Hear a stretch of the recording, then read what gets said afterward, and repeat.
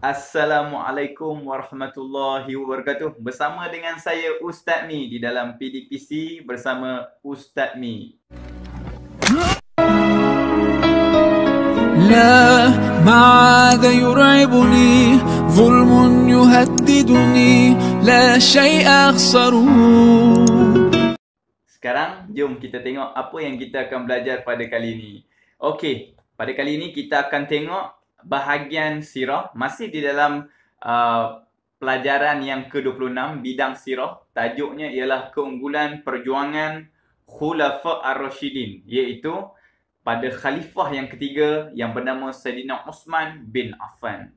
Sayyidina Uthman bin Affan yang Ustaz Mi rasa seronok apabila mempelajari tentang Uthman bin Affan ini ataupun Khalifah Uthman bin Affan ini apabila dia mempunyai dua perkara yang pasti akan menyebabkan anda berasa seronok ataupun rasa terpanggil untuk mengkaji apa yang ada dengan Uthman bin Affan.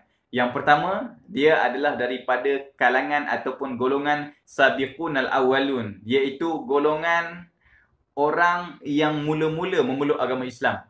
Dia memeluk agama Islam apabila sampainya hidayah melalui Sayyidina Abu Bakar As-Siddiq.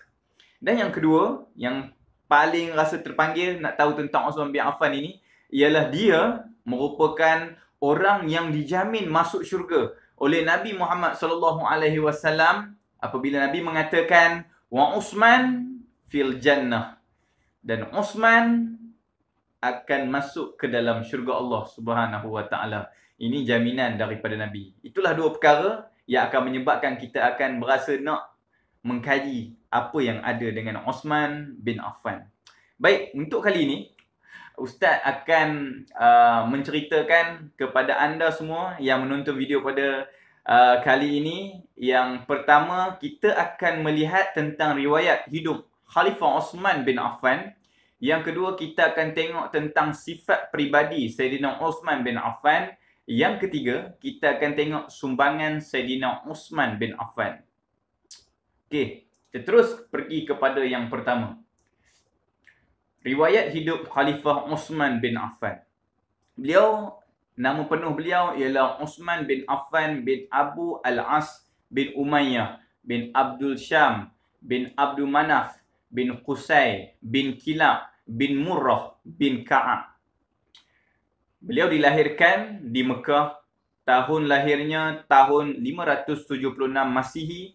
Keturunan Bani Umayyah Quraisy. Nama ibu beliau Arwa bin Quraisy. Gelarannya ialah Zunnurain, iaitu yang memiliki dua cahaya.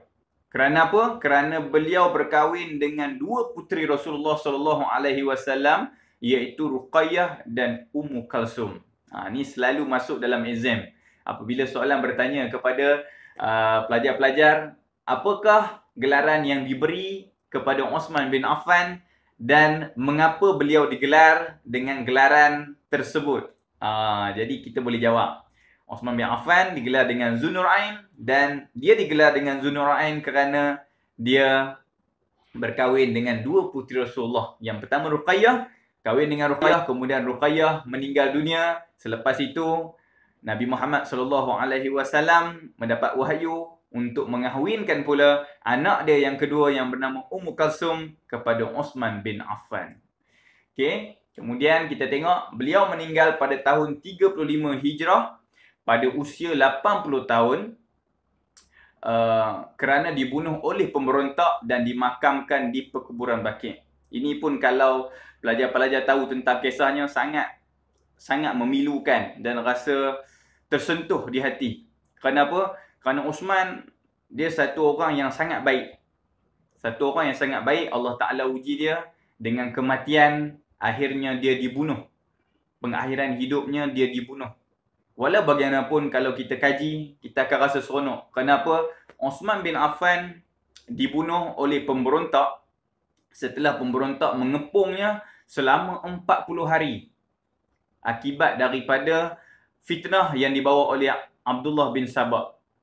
Okay. Selepas 40 hari, dia dikepung rumahnya. Kemudian pada hari yang ke-40, ketika beliau sedang membaca Quran surah Al-Baqarah, Dan ketika beliau sedang berpuasa pada hari Jumaat itu, Allahu Akbar, hari Jumaat sedang berpuasa, sedang baca Quran, pengakhiran hidup yang sangat baik. Dan yang lebih baik lagi apabila beliau mengatakan sebelum beliau meninggal dunia, beliau pernah berjumpa, dia sempat berjumpa dengan sahabat beliau dan mengatakan, aku hari ini nak berpuasa. Kerana semalam, pada hari Khamis, malam tu, iaitu malam Jumaat, aku telah bermimpi bahawa Nabi Muhammad SAW bersama dengan Umar, bersama Abu Bakar. Aku berjumpa dengan mereka dan Nabi Muhammad mengatakan, irji' muftirun indi ghadan. Kamu akan berbuka puasa dengan aku pada besok hari. Sebab itulah hari ini aku berpuasa, kata Osman. Allahu Akbar. Dan benarlah Osman dibunuh bermula dengan apabila pemberontak datang kepadanya dan hendak memancung lehernya, lalu ditahan dengan tangan, lalu kedua-dua tangannya putus. Lalu dia mengatakan bahawa tangan inilah yang menulis Al-Quran. Allahu Akbar. Kemudian beliau dibunuh benar-benar menjelang masuknya waktu maghrib, iaitu waktu berbuka puasa. Dan benarlah mimpi Osman bin Affan apabila Nabi mengatakan, wahai Osman, kamu akan berbuka puasa denganku pada besok hari. Allahu Akbar. Inilah kematian yang sangat, orang kata apa, memilukan, tetapi pengakhiran di sana adalah yang paling baik, iaitu bersama dengan Rasulullah dan para sahabat Rasulullah di dalam syurga Allah Subhanahu wa taala.